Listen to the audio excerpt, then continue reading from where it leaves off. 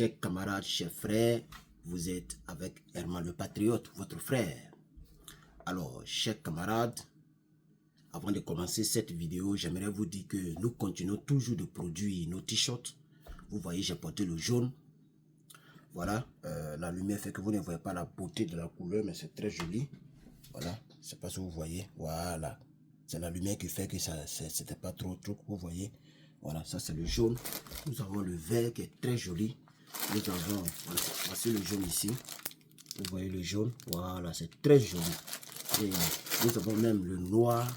Nous avons et donc le bleu. Donc nous avons aussi le blanc. Le blanc. Et c'est 100% coton. Donc pour toutes les personnes qui n'ont pas encore commandé nos t-shirts, veuillez commander nos t-shirts. Je voulais prendre la première minute pour faire en même temps la pause publicitaire parce que quand on démarre, c'est parti. D'ailleurs même on démarre. Chers amis, chers frères, Israël est vraiment déterminé. Israël aujourd'hui, le 21, aujourd'hui est le 21, samedi 21, Israël vient de frapper pour la 3e fois une installation centrifugeuse, une installation de production de centrifugeuses. Oui, iranienne, il faut préciser. Israël a frappé aujourd'hui encore. Dans cette guerre, comme je l'avais dit la fois dernière, il y a des équations que chacun suit. Chacun suit des équations. Et Israël, sa particularité, c'est de cibler de manière précise. C'est-à-dire, depuis la guerre a commencé, lorsque Israël frappe de manière précise et des cibles précises. Aujourd'hui, Israël vient de frapper une installation de production de centrifugeuses. Oui, chers parents. Et là, qui a parlé de ça? C'est Grossi. Le même là, le voici ici, Grossi, je suis sur le site.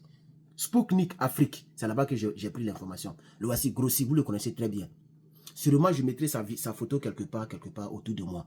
Grossi, c'est lui qui a fait la sortie aujourd'hui encore.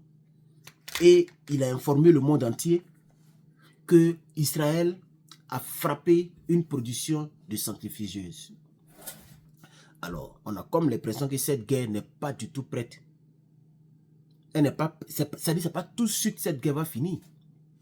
Parce que l'Iran aussi a commencé à être précis. Au départ, l'Iran n'était pas précis en tant que tel. Quand il dit précis, je veux dire que l'Iran ne frappait pas trop les cibles importantes. Et même jusqu'à aujourd'hui, et c'est ça que je ne comprends pas très bien.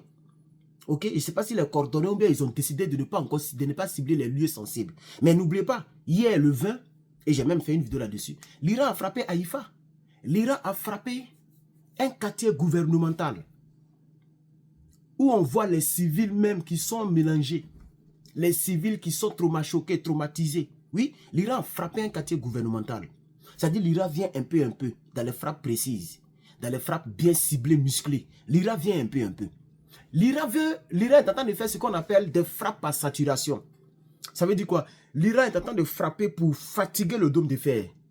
C'est-à-dire les dômes de fer, là, non seulement appauvrir donc la défense au niveau de l'armement, même au niveau financier, parce que les missiles qui sortent pour aller intercepter les missiles iraniens, là, ça coûte, c'est très cher. Et le dôme de fer a tellement lancé depuis le 12, la nuit du 12 au 13, où l'Iran où Israël a eu il y a un mot qui me plaît, mais je ne sais pas comment on prononce. L'occurrence. Oh, j'aime le mot là, mais je ne sais pas comment on prononce. Chers camarades, vraiment, je ne sais pas si c'est moi seul, mais quand tu apprends, quand tu vis dans un pays et que tu parles une autre langue, ça gâte ton français. Ça gâte ton français. Puisque je parle français lorsque je fais vidéo. Quand je ne fais pas vidéo, français est parti. Même quand je suis seul ici à la maison, tout ce que je regarde, c'est en anglais. Donc, excusez-moi si je t'entends un peu sur certains mots. Donc, chers camarades, oui, nous sommes partis du côté de la Mexique, vous avez vu, pour qu'on puisse là-bas faire des dents, là, c'est moins cher. Donc, ils m'ont lavé mes dents avec une espèce de laser, mais c'est un gros truc, voilà. Donc, vous voyez. Voilà, donc ils voulaient... c'est devenu bien blanche, bien propre. Ils ont bien lavé mes dents. Alors donc, camarades, hein, on y va. Une frappe. Partagez-moi cette vidéo, chers camarades. Vous savez que c'est la famille. Partagez-moi cette vidéo. N'oubliez pas de commander les t-shirts panafricains, s'il vous plaît. N'oubliez pas de commander nos t-shirts, s'il vous plaît. Commandez-moi ce t-shirt-là. Ça est sur le site qui est dans la description de la vidéo. Merci à ceux et celles qui ont commandé ces 2 derniers jours. Une frappe a visé une installation de production de centrifugeuses à Ispahan. Ispahan, c'est la ville, le nom de la ville. Ok? Et l'information a été donnée par le directeur de l'Agence internationale des armes atomiques, hein, Raphaël Grossi. Un atelier de fabrication de centrifugeuses qui est situé à Ispahan a été la cible d'une frappe très précise israélienne, marquant ainsi la 3e attaque contre une installation nucléaire iranienne, selon le directeur général de l'AIEA, Raphaël Grossi. Au niveau de la radioactivité, rien n'a été signalé. Sur ce site-là, rien n'a été signalé. Selon, j'ai même cassé mon téléphone même. Selon donc le même directeur, rien n'a été signalé. Il n'y a aucune fuite de radioactivité. Il y a donc,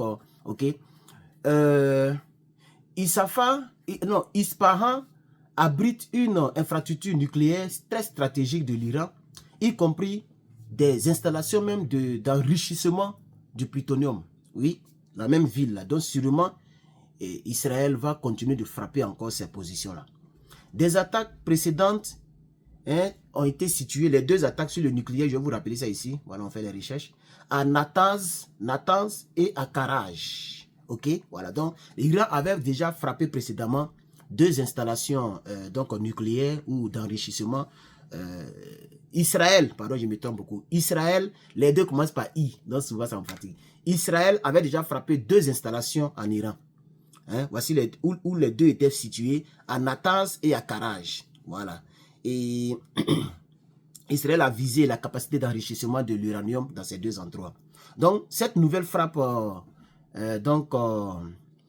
vient augmenter la tension. Cette nouvelle frappe vient vous voyez, énerver encore le guide iranien. Et ça va peut-être, ça nécessite donc une réponse musclée et précise de la part de l'Iran. Puisque ce qui est bizarre avec l'Iran, on peut dire bizarre ou juste ou bien constatable, ce que nous constatons, c'est que l'Iran réplique à chaque fois qu'il est frappé. Voilà, ce n'est pas comme les autres là. Tu frappes, lui il réplique, tu frappes, lui il répond, tu frappes, lui il répond. Donc bientôt, ils vont répondre. Je pense que l'Iran aussi a déjà touché une centrale nucléaire, n'est-ce pas, du côté d'Israël. Donc comme ici on parle du nucléaire, peut-être l'Iran va répondre par le nucléaire et en frappant aussi les sites nucléaires. Nous voulons la paix. Moi personnellement, je veux la paix. Nous les panafricains, nous voulons la paix. Mais nous suivons l'actualité et cette actualité, nous allons la suivre de bout à bout. Chers camarades, je voudrais vous dire, voici l'information que j'avais pour vous. N'oubliez pas de me soutenir en commentant, en likant, en partageant. Il y a des gens qui se plaignent pour dire que je demande trop les partages, mais je ne peux pas partager. C'est sur vous que je compte pour que d'autres Africains puissent me découvrir. Ce n'est pas mauvais de demander. C'est même biblique. Demande et on va te donner. Donc je vous demande de partager. Tellement le patron, je vous reviens incessamment dans une autre édition spéciale.